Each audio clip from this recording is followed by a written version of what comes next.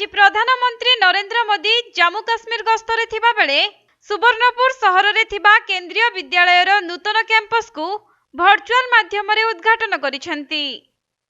तेबे विद्यालय रे आयोजित उद्घाटनी समारोह रे बलांगीर लोकसभा सांसद संगीता कुमारी सिंहदेव मुख्य अतिथि भावे योगदान करथिले।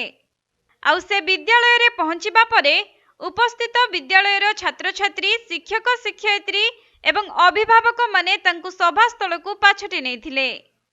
परे मुख्य अतिथि प्रदीप प्रज्वलन करी सभा कार्य को आरंभ करिथिबा बेले प्रधानमंत्री वर्चुअल भावे जोड़ी होई नूतन कैंपस को छात्र छात्री मानक उद्देश्य रे उत्सर्ग करिथिले।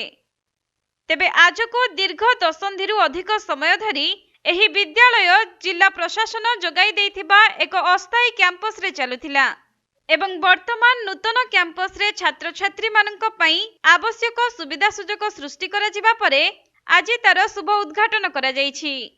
तेनु नूतन कैंपस जोगु छात्र छात्रींक महल रे बेस उत्साह देखिबा को मिलिछि। सेपटे प्राय 90% विद्यालय भित्तिभूमिर विकास करा जायथिले भी विद्यालयर खेल पड़ियार उन्नतीकरण प्राथमिक शिक्षार छात्र छात्री मानक पई विद्यालय बगीचा एवं सम्मिलनी पड़िया आदिर विकास करिबा पई अभिभावक माने सांसदों पाखरे दाबी रखिथिले। परे सांसद विद्यालय परिदर्शन करी अभिभावकों दाबी निश्चित पूर्ण करिवे बोली प्रतिश्रुति दैछन्ति।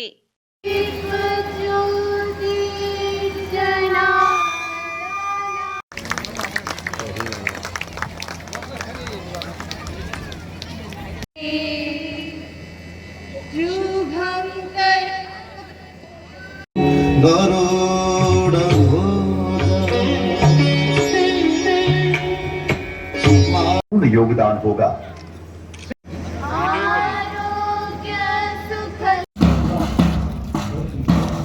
करने के लिए स्वागत संगीत परिवेषण करें।